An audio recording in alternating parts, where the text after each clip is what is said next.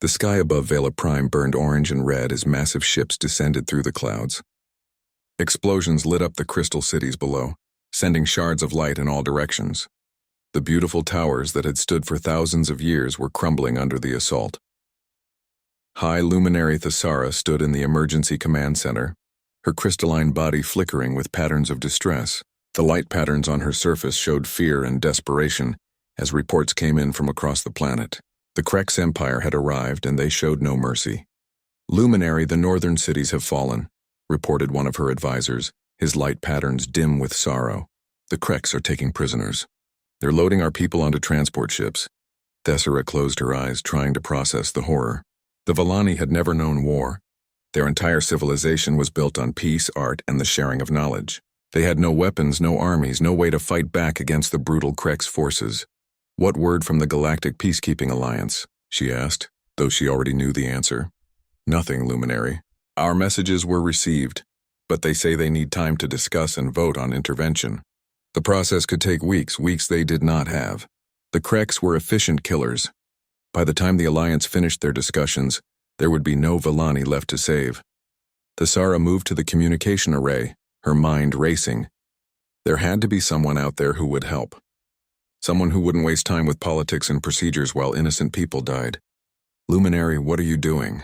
her advisor asked as she began adjusting the quantum frequency transmitter, sending a signal on all channels. "Every frequency we can reach. Someone out there must be willing to help us." She typed the message with trembling fingers, adding coordinates and images of the destruction. The signal would go out across the galaxy, a desperate plea for anyone who would listen. But as she activated the transmitter, something went wrong. The quantum field fluctuated, shifting the frequency away from the standard galactic channels. The message shot out into space, traveling toward an unknown destination. Far away on the other side of the galaxy, Captain Hyunwoo was finishing his night shift at Luna Station. Earth's first permanent base on the moon was quiet at this hour. Most of the crew was asleep, and Hyunwoo was looking forward to his bed when the communication array started beeping. "What the hell?" he muttered, checking the displays. The signal was unlike anything he had ever seen. It wasn't from Earth, and it definitely wasn't from any of the known space agencies. He put on his headset and began working to decode the transmission. It took nearly an hour, but slowly the message became clear. Images appeared on his screen that made his blood run cold. Cities burning, people running in terror, bodies lying in the streets. The message was simple: "Help us, please. They are killing us all." Hyunwoo stared at the screen for a long moment. This was first contact with an alien species, and they were asking for help. He should wake up his superiors. He should follow protocol. He should pass this up the chain of command and let someone else make the decision. Instead, he reached for his personal communication device and dialed Admiral Sojin's private number. "This better be important, Captain," came the gruff voice on the other end. "Admiral, you need to get to Luna Station right now. We've received an alien distress signal. They're under attack and they're asking for help." There was silence on the other end of the line. Then, "I'll be there in 2 hours. Don't tell anyone else about this until I arrive." Hyunwoo spent the next 2 hours studying the message, learning everything he could about the alien transmission. The beings called themselves Vellani. Their planet was called Vela Prime, and they were being attacked by something called the Krex Empire. When Admiral Sojin arrived, she took one look at the images and made her decision. "How long would it take to get a battle group to these coordinates?" she asked. "Ma'am, we don't even know if our ships can travel that far. This is way beyond anything we've ever attempted." "That's not what I asked, Captain." "How long?" Hyunwoo checked his calculations. "If our new hyperspace drive works as designed, maybe 3 days. But Admiral, we have no authority to." "I'll worry about authority later. Right now, there are innocent people dying, and we have the power to help them. That's all the authority I need." So Jin activated her communication device and began making calls. Within hours, Task Force Terra was being assembled. 3 of Earth's newest battleships were loaded with supplies and their best soldiers. The mission was simple: investigate the alien distress signal and provide assistance if possible. Commander Taeho was chosen to lead the fleet. He was young but experienced, with a reputation for thinking quickly under pressure. As he stood on the bridge of the EDS Incheon, he couldn't help but feel the weight of history. This would be humanity's first contact with alien life, and they were going into a war zone. Dr. Yuri was the last to board.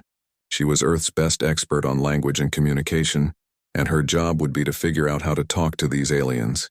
She carried with her every piece of equipment she could think of for analyzing alien languages and cultures. All ships report ready. Commander, reported Lieutenant Jin-Ho from the communication station.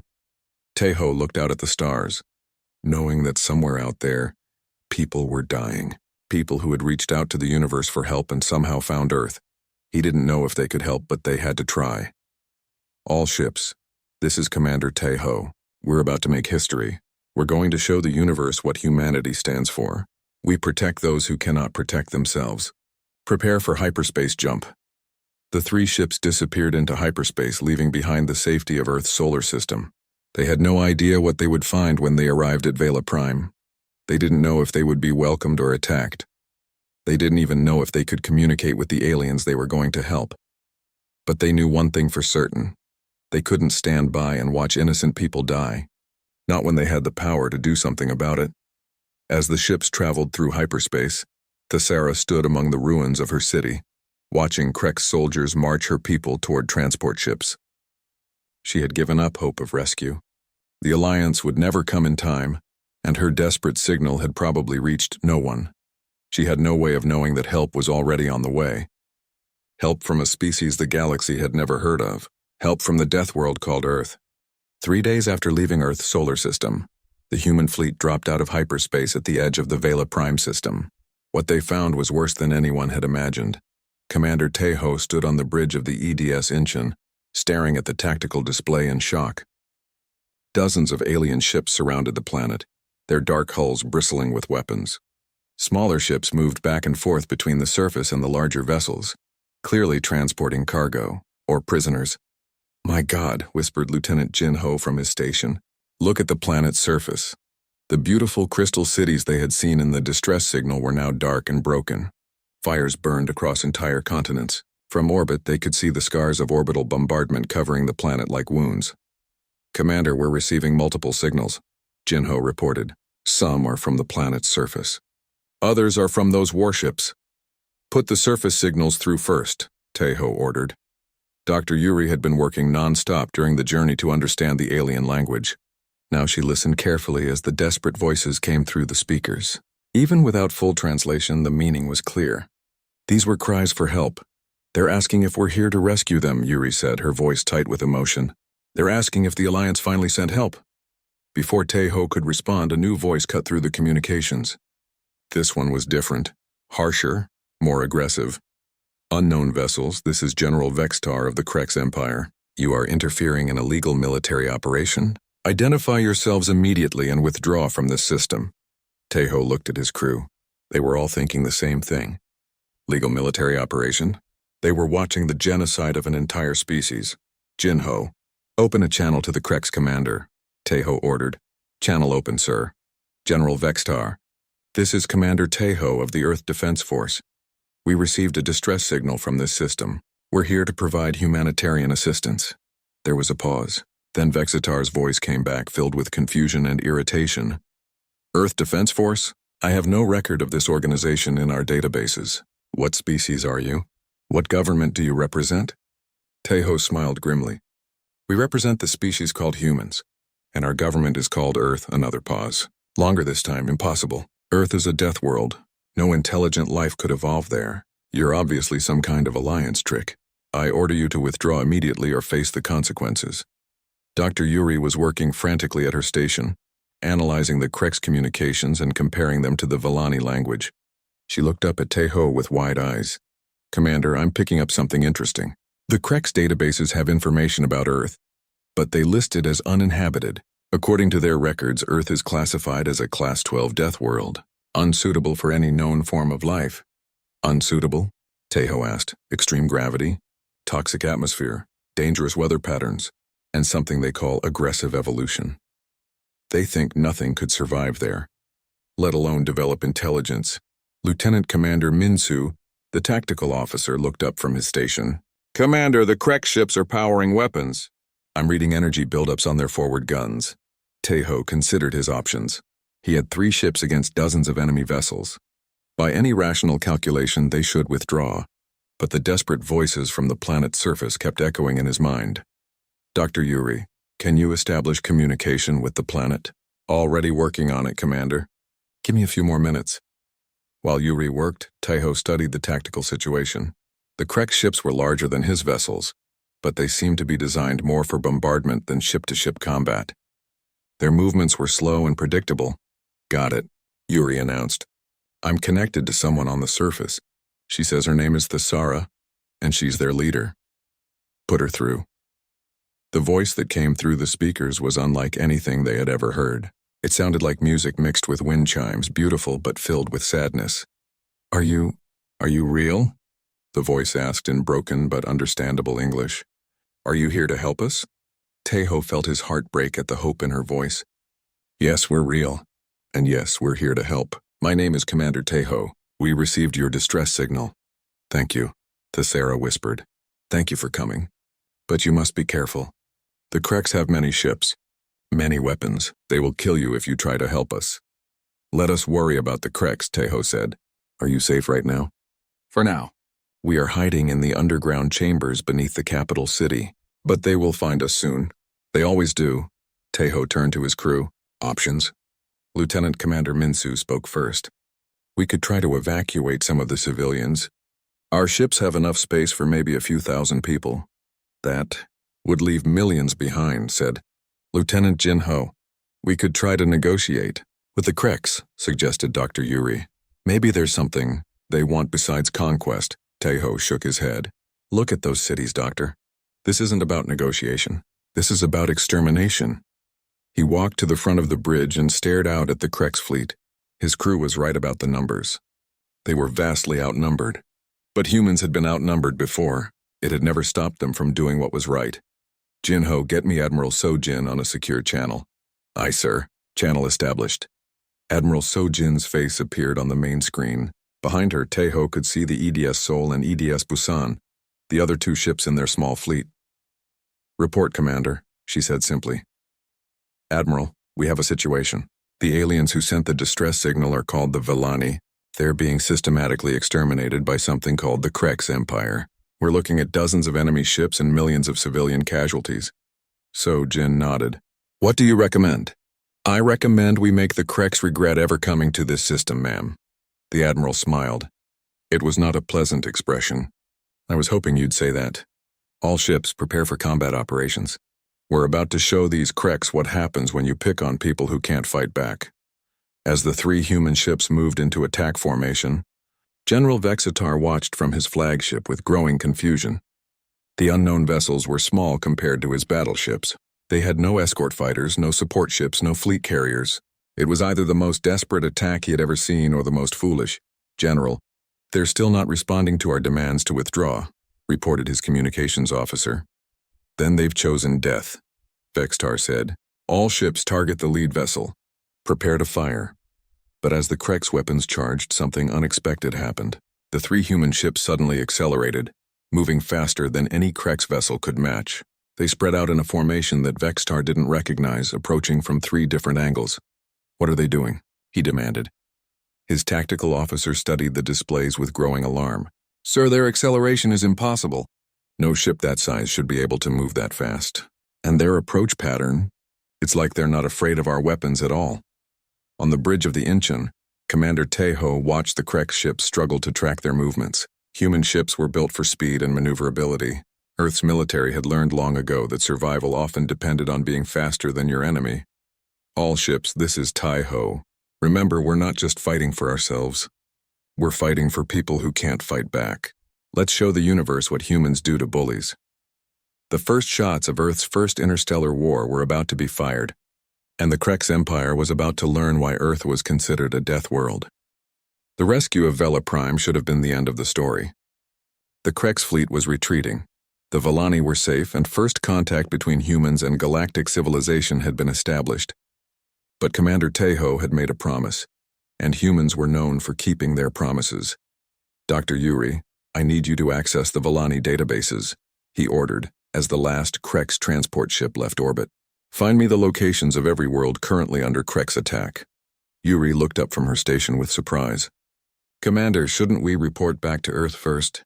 We've accomplished our mission here. Our mission was to help people who asked for help, Tejo replied. According to Thesara, there are 6 other worlds being attacked right now. That means 6 other species sending out distress calls that no one is answering.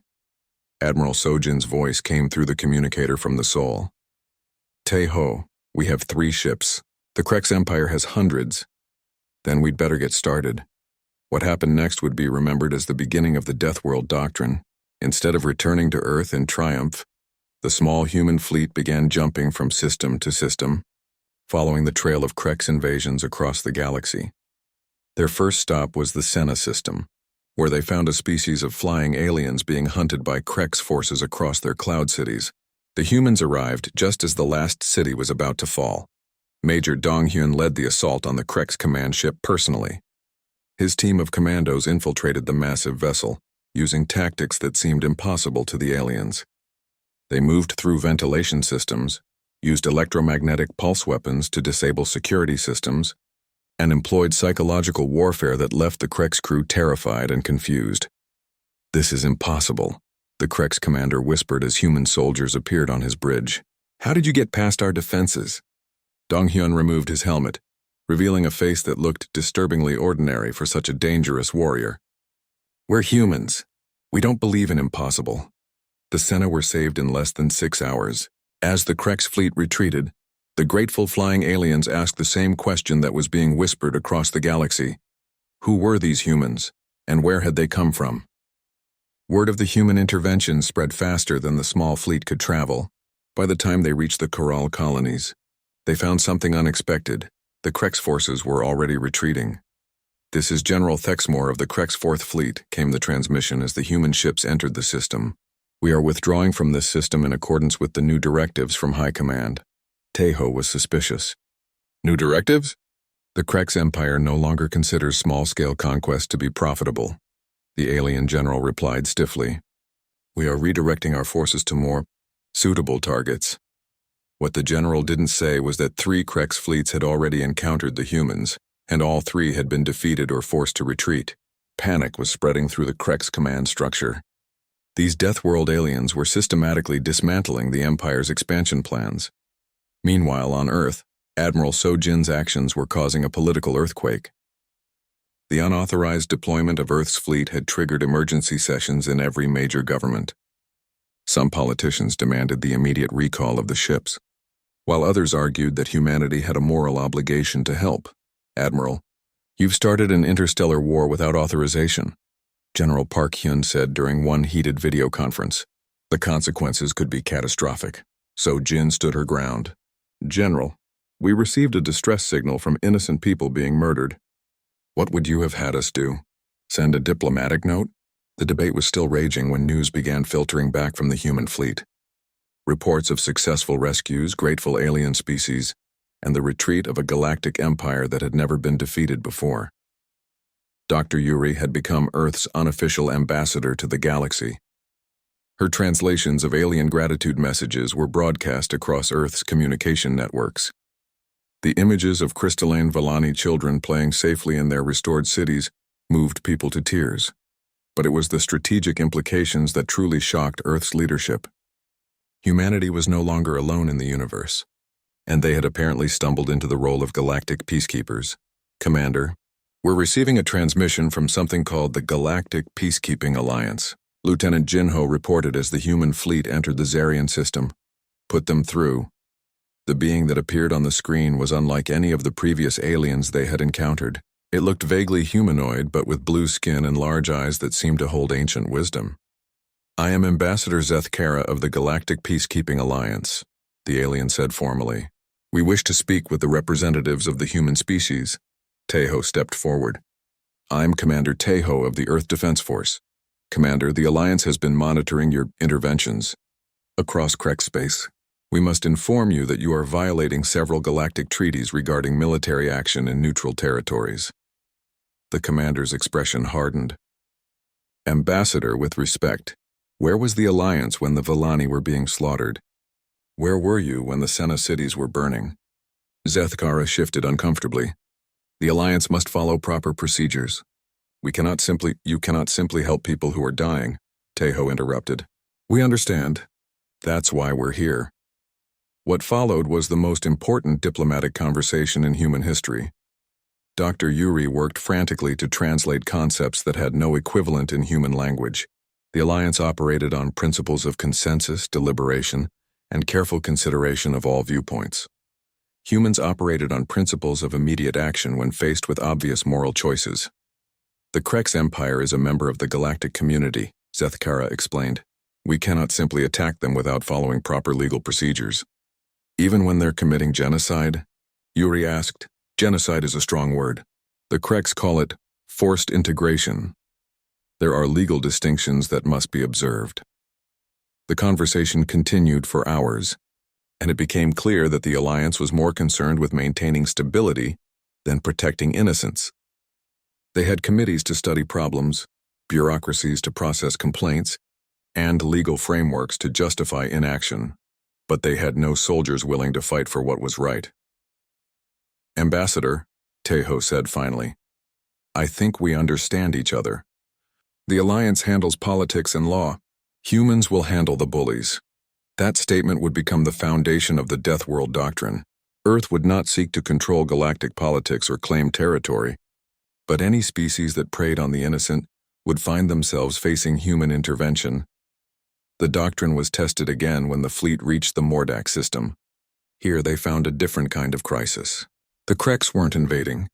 They were blockading.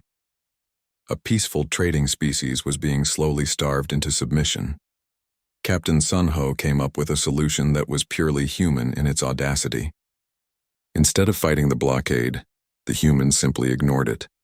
Their ships were fast enough to outrun Krex interceptors, and their crews were skilled enough to navigate the dangerous asteroid field that surrounded the planet. This is impossible, the Krex blockade commander protested, as human ships delivered supplies to the starving planet. No ship can navigate that asteroid field. Human ships can, Sunho replied simply. We've been dodging space debris since we first left our atmosphere.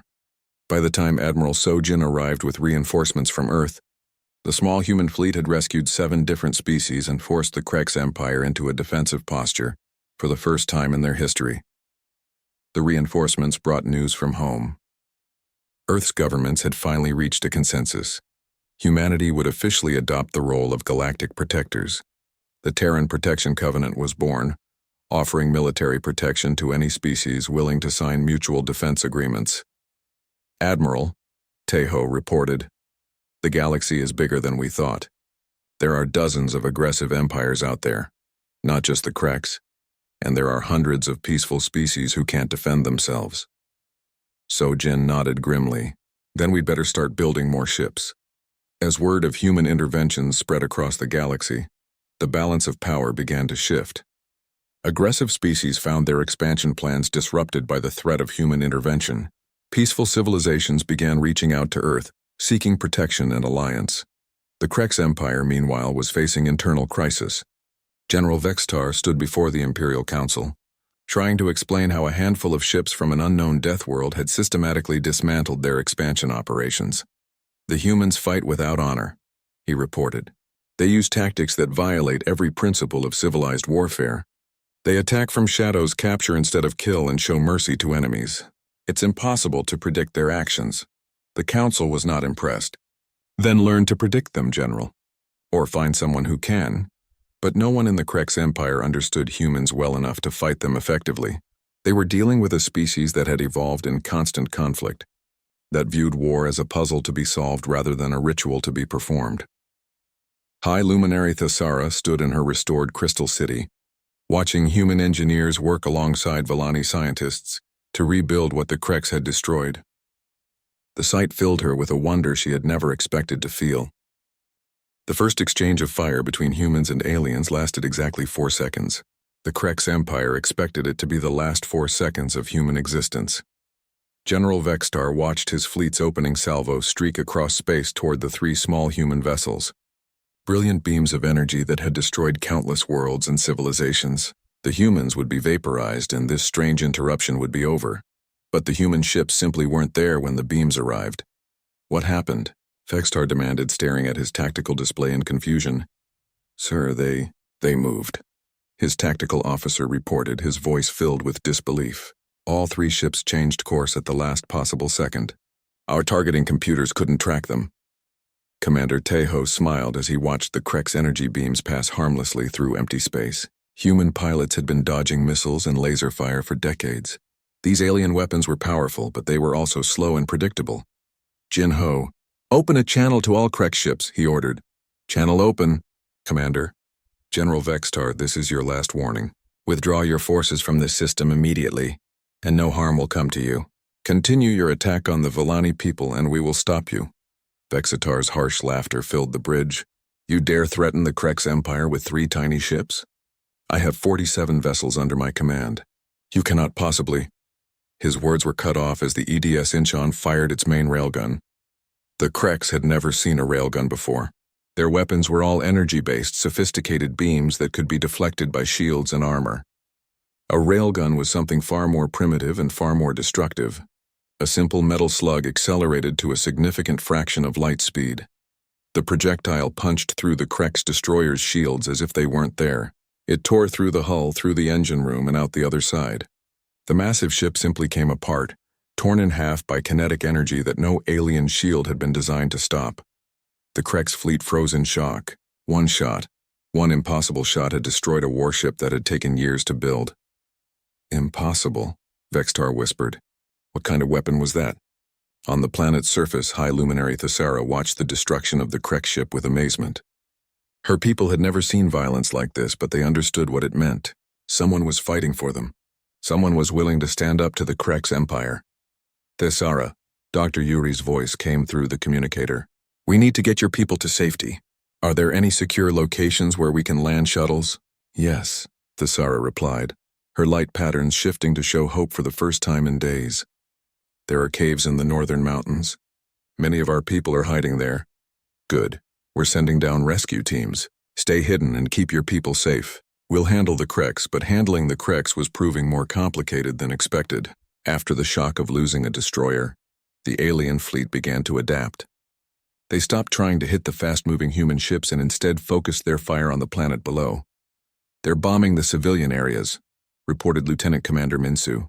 They're trying to force us to protect the planet instead of attacking their ships.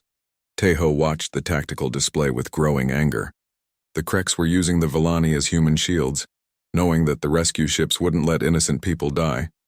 All ships, new plan. Seoul and Busan continue engaging the fleet. Incheon will provide orbital defense for the planet. Admiral Sojin's voice came through the communicator. Tejo, we can't fight the entire fleet with just 2 ships. You won't have to fight them all, Admiral. Just keep them busy. I'm going to try something. Tejo turned to his crew. Dr. Yuri, I need you to contact every ship in the Krek's fleet. All of them at once, sir? I want to have a conversation with General Vexitar and all his captains. It's time for a lesson in human psychology. While Yuri worked to establish the connection, Sergeant Minho was leading the first human ground team to the planet's surface. The shuttle landed in a clearing near the mountain caves where the Villani were hiding. Minho had seen war zones before, but nothing had prepared him for what he found on Vela Prime. The Villani were so different from humans that it was hard to believe they were real. They looked like living crystals, their bodies reflecting light in beautiful patterns. But now those patterns showed only fear and pain. My God, whispered Corporal Junsu as they approached the caves. Look at them. They're like walking diamonds, and those bastards are trying to wipe them out. The Villani children were the worst sight. They were smaller versions of the adults, their crystal bodies flickering weakly as they tried to communicate with the strange new aliens who had come to help them. Minho knelt down beside a group of injured Villani, his voice gentle despite his anger. Don't worry. We're here to help. We're going to get you somewhere safe. One of the adult Villani approached him cautiously. Through Dr. Yuri's translation system, the alien spoke. Are you the humans? The ones fighting the Krek ships? Yes, Minho replied. We're humans, and we're going to make sure the Kreks never hurt your people again. The Villani's light patterns shifted to something that looked like gratitude, mixed with amazement. We have never seen anything like your ships. How do you move so fast? How do your weapons penetrate Krek shields? Minho smiled grimly. Because we come from a world where everything is trying to kill us. We learned to fight back. Back in orbit, Dr. Yuri had established the multi-ship communication link. Tejo stood in the center of his bridge addressing the entire Krex fleet. General Vextar and all Krex commanders, this is Commander Tejo. I want to explain something to you about humans. We don't like bullies. We never have. And when we see someone picking on people who can't fight back, we tend to get angry. Vexitar's voice came back, filled with rage. You think you can intimidate the Krex Empire? We have conquered dozens of worlds. We will add Earth to that list once we finish here. That's where you're wrong, General. You see, you've been conquering civilizations that follow your rules, civilizations that surrender when they're outnumbered. But humans don't follow those rules. Tejo gestured to his tactical officer, who began transmitting data to the Krex ships. Take a look at our planet's history. We've been fighting wars for thousands of years, not against aliens, but against each other. We've perfected the art of killing. We've learned to turn anything into a weapon. We've survived ice ages, asteroid impacts, plagues, and global wars. The tactical display showed images from Earth's history. Battles from every era, from ancient sword fights to modern space combat. The Krex commanders watched in growing horror. You want to know why our ships are so fast? Because on Earth, if you're not fast, you die. You want to know why our weapons work so well? Because we've been testing them against each other for millennia. Vextar's voice was quieter now, uncertain. What are you saying? I'm saying that you picked the wrong species to threaten, General. You thought you were attacking helpless prey. Instead, you just woke up the galaxy's apex predators. Another Krex ship exploded as the Sol scored a direct hit with its plasma cannon. The human ships continued their deadly dance around the Krex fleet, moving too fast to hit, striking with precision that the aliens couldn't match. You have one chance, General, Tejo continued. Withdraw your forces now and we'll let you leave. Continue this attack and we'll show you what humans do to people who hurt innocents. The communication channel went silent. For long moments, the only sound was the distant rumble of weapons fire as the battle continued. Finally, Vextar's voice returned, but now it carried a note of something the Krex rarely felt. Fear. You cannot defeat the entire Krex Empire with 3 ships. Tejo's smile was cold. General, these aren't the only ships Earth has. The Krex Empire had a simple philosophy when it came to warfare: overwhelming force. They had used this strategy to conquer 43 different worlds, and it had never failed them. Smaller civilizations always surrendered when faced with impossible odds. But 3 hours into the battle at Vela Prime, General Vextar was beginning to understand that humans were not like other civilizations. Sir, we've lost 6 ships, his tactical officer reported, his voice shaking. The humans are using tactics we've never seen before. They're not fighting like any known species. Vextar stared at the tactical display in growing frustration. His fleet still outnumbered the humans, but the strange aliens refused to fight a proper battle. Instead of forming lines and exchanging fire like civilized beings, they darted around like insects, striking from unexpected angles and disappearing before the Krex could respond. They're not following standard galactic warfare protocols, his weapons officer added. They target our engines first, then life support, then weapons. It's like they want to capture our ships instead of destroying them. That was exactly what the humans wanted. Captain Sun Ho had been studying Krex ship designs during the battle, and he had spotted a weakness. The aliens built their vessels like fortresses with heavy armor and powerful shields, but they weren't designed for boarding actions. Admiral, I'm seeing an opportunity, Sun Ho reported to Admiral So Jin on the Sol. The Krex don't seem to have internal security systems. If we can get a team aboard one of their ships, do it, So Jin replied without hesitation. Take the Busan and get as close as you can. We'll cover you. While the space battle continued, Sergeant Minho was discovering the true horror of the Krex occupation on the planet's surface. His team had found a prison facility where thousands of Villani were being held in conditions that made his blood boil. The Villani were crammed into energy cages barely large enough for them to stand. Many were clearly injured, their crystal bodies cracked and dim. The children were kept separate from the adults, crying out in light patterns that needed no translation. Corporal Junsu, get the demolition charges ready, Minho ordered, his voice tight with controlled rage. We're getting these people out of here. Sergeant, there are Krex guards everywhere, Junsu warned. At least 50 of them. Minho checked his weapon and looked at his team of 12 soldiers. The odds were against them, but that had never stopped humans before. Then we'd better make sure they don't see us coming. The Krex guards had never faced human infantry tactics. They were used to open battles with energy weapons and heavy armor. They weren't prepared for soldiers who used darkness, surprise, and psychological warfare. Minho's team moved through the facility like ghosts. They used the shadows, the ventilation systems, and even the prison's own security systems against the guards. One by one, Krek soldiers simply disappeared, taken down by humans who had learned stealth warfare in Earth's most dangerous conflicts. "This is impossible," one of the surviving Krek's guards whispered into his communicator. "They're everywhere and nowhere. How can 12 aliens defeat 50 of us?" The answer was simple. The humans were fighting a different kind of war. While the Kreks relied on superior numbers and firepower, the humans used tactics that had been developed in Earth's jungles, cities, and mountains over thousands of years. When the last guard fell, Minho's team began freeing the Villani prisoners. The grateful aliens couldn't understand how such a small force had defeated their captors so completely. "How did you do this?" asked one of the freed Villani through the translation system. "The Kreks are supposed to be unbeatable." "They're not unbeatable," Minho replied as he helped an injured Villani child to her feet. "They're just bullies, and bullies always fold when someone fights back." In space, Captain Sunho was proving that point on a larger scale.